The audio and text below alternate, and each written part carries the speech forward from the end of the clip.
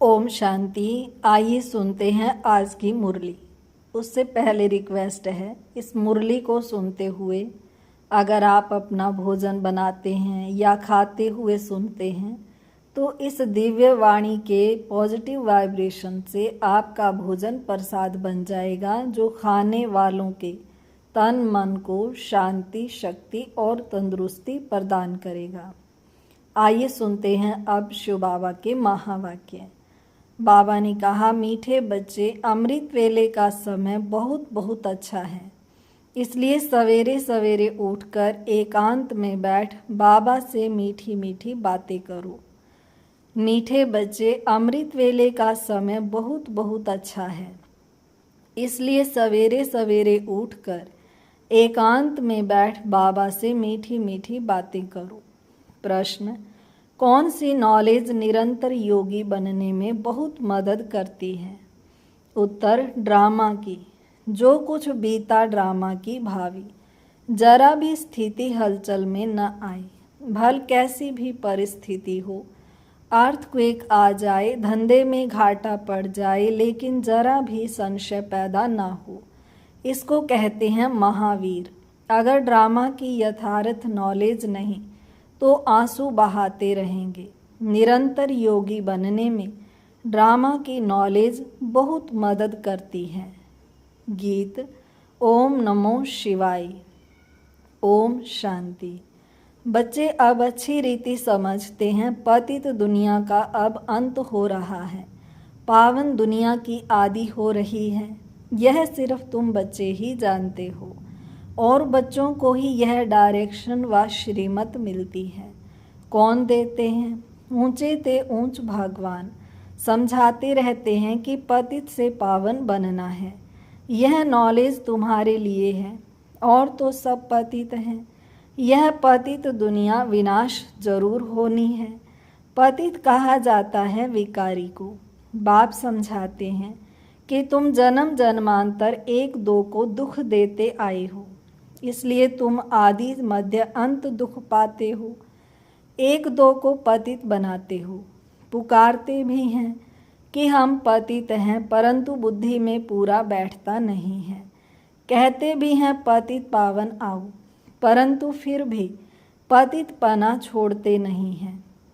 अभी तुम समझते हो, सारी बात है पावन बनने की। यह समझाने वाला भी तो कोई चाहिए। समझाने वाला है ही एक, बाकी यह जो गुरु लोग हैं ये किसको पावन बना नहीं सकते। पावन भी सिर्फ एक जन्म के लिए नहीं, जन्म जन्मांतर के लिए बनना है। तुम्हारे में भी जो ज्ञानवान हैं वे तीखे होते हैं, ड्रामानुसार वह नूंद है। तुम्हारे में भी महावीर पना चाहिए, वह आएगा बाप की याद में रहने से। बाप बहुत अच्छी रीति बैठ समझाते हैं। जैसे बाबा कहते हैं कि सवेरे उठकर याद करो, वह समय बहुत सुंदर है याद करने का, जिसको प्रभात कहा जाता है। भक्ति मार्ग में भी कहते हैं, राम सिमर प्रभात मोरे मन। बाप भी कहते हैं, सवेरे उठ बाप को याद करो तो बड़ा मज़ा आएगा। बाप की याद में बैठ यही ख्याल करना चाहिए कि कैसे किसको समझाएं। अमृत वेले का वायुमंडल बड़ा शुद्ध रहता है। दिन में तो घोरक धंधा रहता है, रात को 12 बजे तक तो विकारी वायुमंडल रहता है। साधु संत भक्त आदि सब भक्ति भी प्रभात को करते हैं। यूं तो याद दिन में भी कर सकते हैं। धंधे में भल रहें, बुद्धि का योग जिस देवता का पुजारी होगा उनके पास होगा, परंतु ऐसा किसका रहता नहीं है। भक्ति मार्ग में सिर्फ दर्शन के लिए मेहनत करते हैं, मिलता कुछ भी नहीं। उनको भी भक्ति करते करते तमो प्रधान बनना ही है। भक्ति मार्ग में भी शिव पर बलि चढ़ते हैं, जिसको काशी कलवट कहते हैं। शिव को याद करते करते कुएं में कूद पड़ते हैं, शिव के ऊपर बलि चढ़ते हैं। वह है भक्ति मार्ग की बलि, ये है ज्ञान मार्ग की बलि। वह भी मुश्किल, यह भी मुश्किल। भक्ति मार्ग में इससे कुछ फायदा नहीं। यह जैसे आत्मा अपने शरीर का घात करती है। यह कोई ज्ञान नहीं है। वह भी कह देते आत्मा सो परमात्मा। आत्म अभिमानी तो एक बाप ही है जो बच्चों को समझाते हैं कि परमात्मा तो मैं एक ही हूँ। हम आत्मा सो परमात्मा कहना यह बड़े से बड़ी झूठ है। यह तो हो नहीं सकता। बाप कहते हैं मैं आता ही हूँ पतितों को पावन बनाने, सो पावन बना रहा हूँ। बाकी तो ड्रामा में जो होना है सो होगा ही।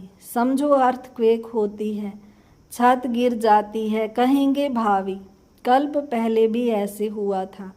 इसमें जरा भी हिलने की दरकार नहीं। ड्रामा पर पक्का खड़ा रहना है। इसको ही महावीर कहा जाता है। एक्सीडेंट आदि तो ढेर के ढेर होते रहते हैं, फिर किसकी रक्षा करते हैं क्या? यह तो ड्रामा में नोंद है। ऐसा ही ड्रामा में पार्ट है। जो ड्रामा को नहीं जानते वह देह को याद कर आंसू बहाते हैं। वह कभी शिव बाबा को याद नहीं कर सकते, क्योंकि शिव बाबा से प्यार नहीं है, सच्ची प्रीत नहीं है। बाप के साथ तो पूरी प्रीत होनी चाहिए। शिव बाबा के साथ प्रीत बुद्धि तुम कल्प कल्प बनते हो। देवताओं की बाप के साथ प्रीत बुद्धि थी, ऐसे नहीं कहेंगे। उन्होंने इस प्रीत से वह पद पाया है, वहाँ तो मालूम भी नहीं रहेगा। सारी कल्प में तुमको शिव बाबा का पता भी नहीं रहता है जो प्रीत रख सको। अभी बाप ने अपना परिचय दिया है। अब बाप कहते हैं कि और संग तोड़ मुझ एक साथ जोड़ो। यह विनाश काल तो जरूर है, यह भी तुम बच्चे जानते हो। मनुष्य तो बिल्कुल ही घोर अंधियारे में है, तुम अभी समझते हो। हमको तो बाप से पूरा वर्षा लेना है। याद बिगर सतो प्रधान बन नहीं सकेंगे। सर्जन बन अपने रोग को देखना है, श्रीमत पर देखना है कि हमारी बाप के साथ कितनी प्रीत है। अमृत वेले ही बाप को याद करना अच्छा है। प्रभात का समय बहुत अच्छा है। उस समय माया के तूफान नहीं आएंगे। रात को 12 बजे तक तपस्या करने का कोई फायदा नहीं है, क्योंकि टाइम ही गंदा होता है, वायुमंडल खराब रहता है। तो 1 बजे तक छोड़ देना चाहिए। 1 के बाद वायुमंडल अच्छा रहता है। बाप कहते हैं अपना तो है ही सहज राजयोग, भल आराम से बैठो। बाबा अपना अनुभव भी सुनाते हैं, कैसे बाबा से बातें करता हूँ। बाबा कैसा वंडरफुल यह ड्रामा है। आप कैसे आकर पतित से पावन बनाते हो, सारी दुनिया को कैसे पलटाते हो। बड़ा वंडर है। जैसे बाप को ख्याल आते हैं वैसे बच्चों को भी आने चाहिए। कैसे मनुष्यों का बेड़ा पार करें अथवा कैसे नैया पार करें। बाप कहते हैं तुम पुकारते रहते हो, हे पतित पावन आओ। अब मैं आया हूँ, अब तुम पतित न बनो। पतित होकर सभा में आकर नहीं बैठो, नहीं तो वायुमंडल अशुद्ध कर देते हो। बाबा को मालूम तो पड़ता है। दिल्ली में, बॉम्बे में ऐसे विकार में जाने वाले आकर बैठ जाते थे। गाया हुआ है, असुर आकर विघन डालने बैठते थे। विकार में जाने वालों को असुर कहा जाता है। वायुमंडल को खराब करते हैं, उनके लिए सजा बहुत कड़ी है। बाबा समझाते तो सभी बातें हैं, फिर भी अपना घाटा करने के सिवाय रहते नहीं। झूठ भी बोलते हैं, नहीं तो फौरन लिख देना चाहिए, बाबा हमसे यह भूल हुई, अक्षमा करना। अपना पाप लिख दो, नहीं तो वृद्धि को पाते रहेंगे और रसातल में चले जाएंगे। आते हैं कुछ लेने लिए और ही कान कटा लेते हैं। यह भी ड्रामा में पार्ट है। ऐसे असुर कल्प पहले भी थे, अब भी हैं। अमृत छोड़ विष पीते हैं, अपना भी घात करते हैं, औरों का भी करते हैं, नुकसान पहुंचाते हैं, वायुमंडल खराब कर देते हैं। ब्राह्मणियाँ भी सब एक समान नहीं हैं। महारथी, घोड़े सवार, प्यादे सब हैं। तुम बच्चों को अथाह खुशी होनी चाहिए। बाबा मिला और बाकी क्या। हाँ, अपने बच्चों आदि को ज़रूर संभालना है। ऐसे नहीं कि बाबा यह सब आपके हैं, अब आप संभालो, हम तो आपके बन गए। बाप समझाते हैं कि गृहस्थ व्यवहार में रहते कमल फूल समान पवित्र बनो, कोई भी पतित काम नहीं करो। बस पहली बात है काम की। द्रौपदी ने भी इस पर पुकारा कि हमको यह नंगन करते हैं। पुकारा भी तब था जब बाप सुनने वाला आया था। बाप के आने के पहले कोई भी पुकारते नहीं हैं। किसको पुकारेंगे? बाबा आया है तब ही पुकारते हैं। पतित से पावन बनकर फिर कहाँ जाएंगे? वापिस जाना है, वह तो यही समय है। सबका सद्गति दाता लिबरेटर एक ही है। यहाँ तो दुख है। साधु संत आदि कोई भी सुखी हो न सके। सबको कोई न कोई दुख रोग आदि होता ही है। कोई गुरु अंधा लूला भी होता है। जरूर कोई ऐसा काम किया है तब तो अंधा लूला आदि बनते हैं। सतयुग में कोई अंधा लूला आदि थोड़े ही होगा। मनुष्य थोड़े ही समझते हैं। बाप ही आकर समझाते हैं। बाप ही ज्ञान का सागर पतित पावन है। बाकी तो सब है भक्ति। वह भक्ति मार्ग ही अलग है। वह है सीढ़ी उतरने का मार्ग। उतरने में जीवन बंध में आने में 84 जन्म लगते हैं और फिर 1 सेकंड लगता है जीवन मुक्त बनने में। अगर उनकी मत पर चल बाप को याद करें तो नंबरवार तो है ना। कहते हैं हमको फलानी टीचर मिले तो अच्छा है, तो ज़रूर खुद कमज़ोर हैं। तब तो कहते हैं फलानी को 2-4 मास के लिए भेज दो। बाबा कहते हैं यह भी भूल है। तुम ब्राह्मणी को क्यों याद करते हो, जबकि बाप सहज बात बताते हैं। सिर्फ बाप को याद करो और सवदर्शन चक्कर फिराओ, औरों को भी समझाओ। बस इसमें ब्राह्मणी आकर क्या करेगी? यह तो सेकंड की बात है। तुम धंधे धोरी में यह भूल जाते हो। फिर भी ब्राह्मणी यही कहेगी मन मना भाव।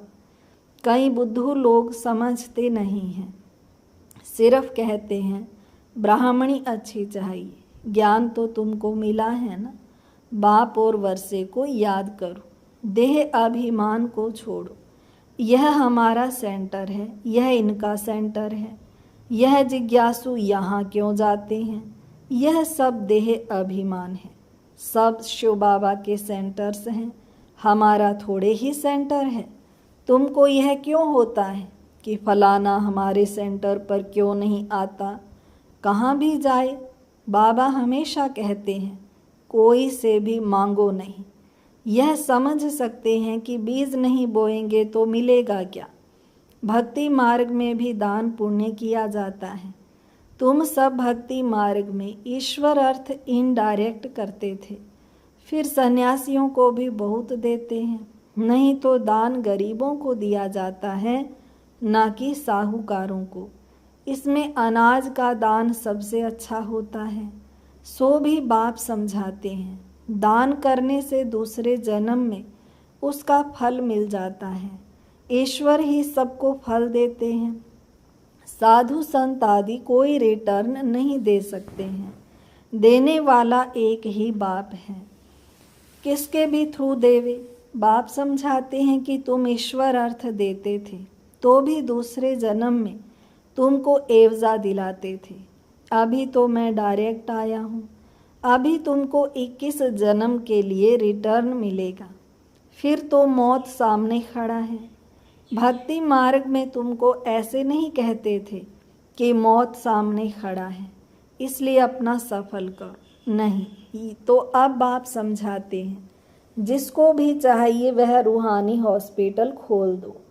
कोई कहते हैं मकान बनाएं, उसमें यह हॉस्पिटल खोलें। बाप कहते हैं आज मकान बनाओ और कल मर जाओ तो यह सब खत्म हो जाएगा। शरीर पर भरोसा नहीं है। जो है उसमें ही तब तक एक कमरा रख दो जिसमें रूहानी हॉस्पिटल रूहानी कॉलेज बनाओ। बहुतों का कल्याण करेंगे। तो बहुत ऊंच पद पाएंगे।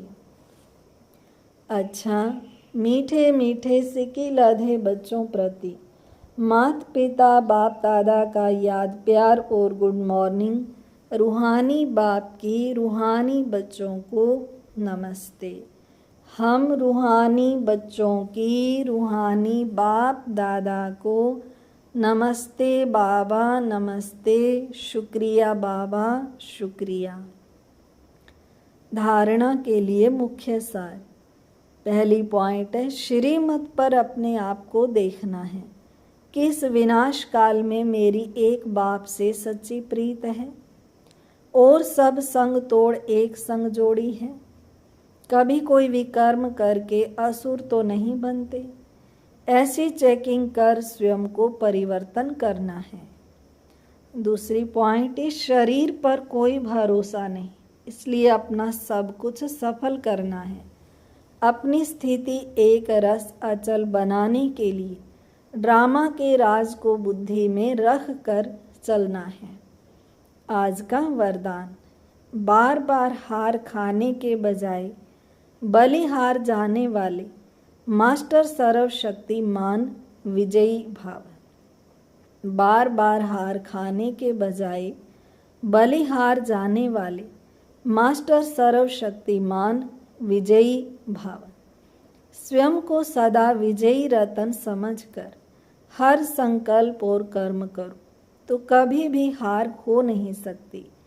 मास्टर सर्वशक्तिमान कभी हार नहीं खा सकते। यदि बार बार हार होती है तो धर्मराज की मार खानी पड़ेगी और हार खाने वालों को भविष्य में हार बनाने पड़ेंगे। द्वापर से अनेक मूर्तियों को हार पहनाने पड़ेंगे। इसलिए हार खाने के बजाय बलिहार हो जाओ, प्रतिज्ञा करो तो विजयी बन जाएंगे। स्लोगन, कब शब्द कमजोरी सिद्ध करता है, इसलिए कब करेंगे नहीं, अब करना है। कब शब्द कमजोरी सिद्ध करता है, इसलिए कब करेंगे नहीं, अब करना है। अव्यक्त इशारा, सदा हर्षित रहने के लिए अपनी नेचर को सरल बनाओ, सहनशील बनो। अपनी नेचर को सरल बनाओ, सहनशील बनो। इस बेहद की स्टेज पर मैं खिलाड़ी हूँ। यह खिलाड़ी की स्टेज सदा हर्षित मुख रहने का अनुभव कराती है। किसी भी प्रकार की कोई भी बात जिसको दुनिया वाले आपदा समझते हैं, लेकिन खिलाड़ी बन खेल करने वाले और साक्षी हो खेल देखने वाले ऐसी आपदा के रूप को खेल समझ सहनशीलता की शक्ति से मनोरंजन का अनुभव करते हैं। अच्छा, ओम शांति। आइए लास्ट में 2 मिनट शिव बाबा की याद में बैठते हैं।